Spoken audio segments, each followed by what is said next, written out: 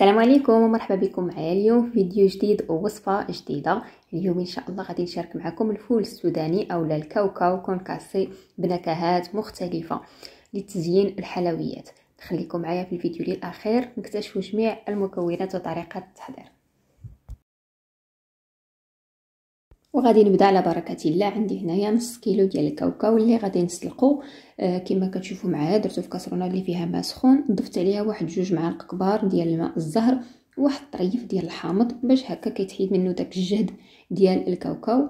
من بعد كنحيد له هاد الكشكوشه وكنخليه يطلع عليه الغليه واحد 2 دقائق وكنطفي عليه.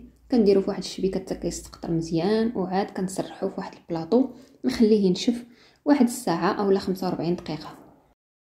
ومن بعد غادي ندوز باش نهرمشو في الهاشوار. غادي ندير داك الكميه اللي عندي كامله وغادي نهاشيها حتى كيولي يعني عندي كاوكاو كونكاسي على هذا الشكل. هذا هو ما كيعطيني لا غبره لا والو، يعني كيجي كامل مهرمش. دابا غادي ندوزو باش نحضر معكم النكهه الاولى اللي هي بديل البيستاش. غادي ناخذ واحد الكميه ديال الكاوكاو وغادي نكهها بالنكهه ديال البيستاش، وغادي نضيف كذلك واحد شويه ديال الملون الاخضر. لكن تقدروا تكتفيو غير بهاد النكهه ديال البيستاش وكتستعنوا بواحد البلاستيكه بهاد الطريقه هذه باش هكا داك الحبيبات كاملين كيتلبسوا مزيان بالملون وكيتشربوا النكهه مزيان. وهكا نيت باش ما ترونوش وما توسخوش يديكم، يعني البلاستيكه صراحه عمليه. هنا غادي نبقى كنضيف النكهه ديال البيستاش حتى كنوصل للون اللي انا باغياه. وبطبيعه الحال الكميه ديال النكهه او الملون كتبقى على حسب الكميه ديال الكاوكاو اللي نتوما دايرينها. من بعد غادي ندير داك الكاوكاو في واحد الصينيه اللي غادي تدخل الفران، وغادي ندوزو باش نصوبوا النكهه الثانيه اولا اللون الثاني. غادي ناخذ واحد الكميه ديال الكاوكاو كذلك في بلاستيكه. هنا عندي واحد المعلقه ديال الماء في واحد الكاس، غادي نضيف عليها واحد نص معلقه صغيره ديال النكهه ديال الحامض والملون الاصفر.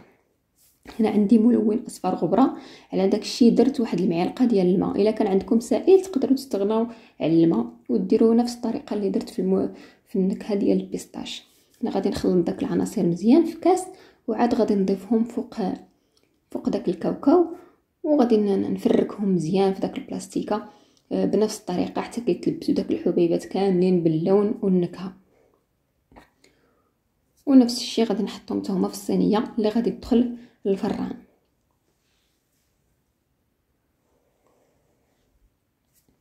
وبالنسبه للون الثالث او النكهه الثالثه غادي نستعن بالملون الاحمر بنفس الطريقه كما خدمت النكهه الاولى والثانيه.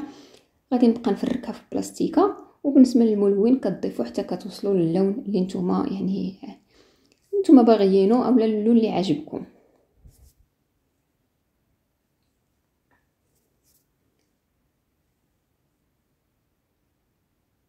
ومن بعد حتى هي كنحطها في الصينيه اللي غتدخل الفران. صافي يعني داك نص كيلو ديال الكاوكاو راه خرجت منه 3 ديال النكهات، وواحد الكميه بقات ليا خليتها يعني عاديه بالنكهه العاديه ما ضفت له حتى شي حاجه. وبطبيعه الحال نتوما كاوكاو كديروا على حسب يعني داكشي اللي نتوما محتاجين على حسب الحاجه.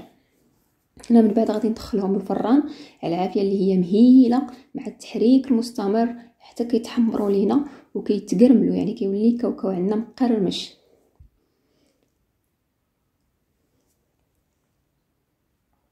وهذه هي النتيجه النهائيه.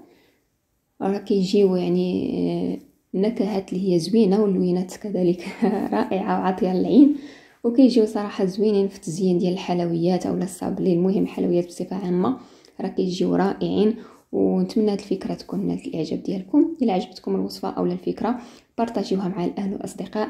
دائما احبابي ما تنسونيش مع بواحد اللايك الله يجازيكم بخير، لايك للفيديو. وشكرا لكم على حسن المتابعه. الى الفيديو القادم ان شاء الله، مع السلامه.